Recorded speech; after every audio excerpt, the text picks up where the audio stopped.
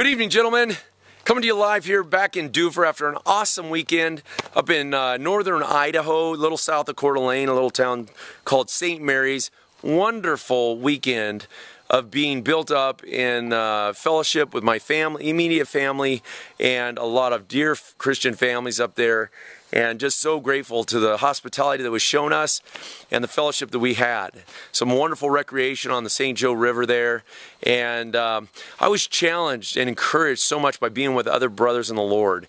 And I really had the opportunity to be sharpened and equipped and encouraged because I was with men who are men of the Word. Men of the Word, men of the sword. Men who are purposefully and intentionally pursuing a relationship with the God of all creation and are students of His Word.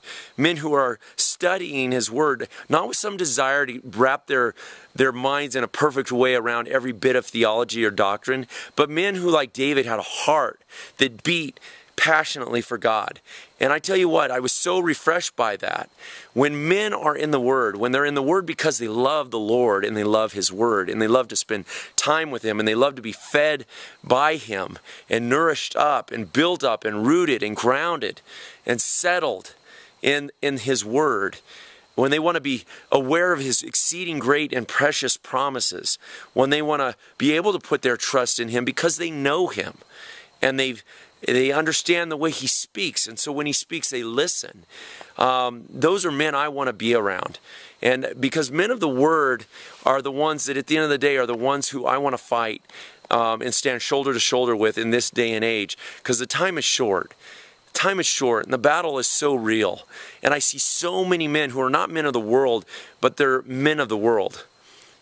Men of the world who call themselves Christians. Men of the world who deceive themselves because they're deluded with all the distractions, all the things that Satan has put out at his banqueting table to distract them. And I don't know what it is for you if you're challenged by that, but I know every man is. I believe every man is challenged by the table that Satan wants to set for him. And he wants to put a million different things on there.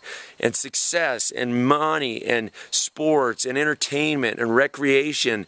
And to be lovers of pleasure rather than lovers of God, it says. Scripture says, love not the world, neither the things that are in the world. For if any man love the world, the love of the Father is not in him. We can't have it both ways, guys. We're either men of the Word or we're men of the world.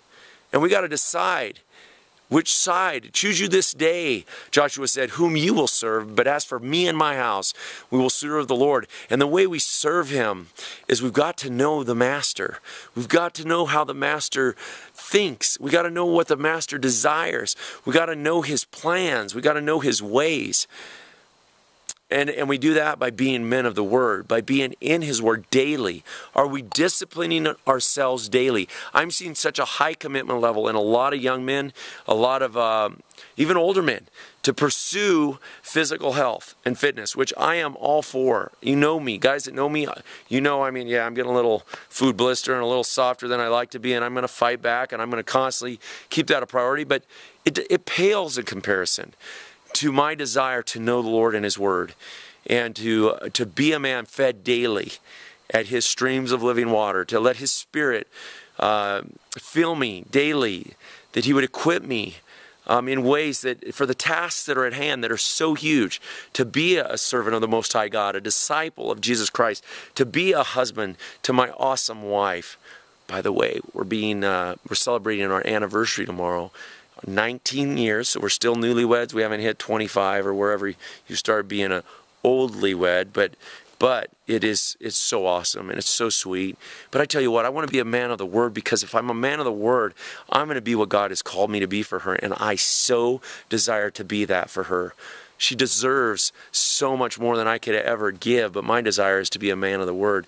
I know it's one of the greatest ways that I show love for her is to be a man fed in His Word daily. When I'm in the Word, boy, my relationship with her, it's phenomenal. Same thing with my children. How can I expect them to stand against the wiles of the devil and the temptations that are come their way, and without them being children who are rooted and grounded and built up in the faith? And the way they do that is by knowing His Word. And I've got to model it first. I can't preach it.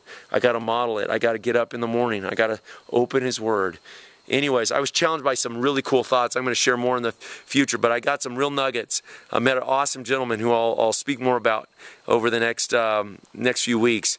Introduce you to some of his stuff as I'm kind of reading through it right now. Anyways, guys, have an awesome day. Tomorrow, be in the Word. Tonight, be in the Word. There's not enough time. Life is so short. Let's be men of the Word, guys. Have a great evening.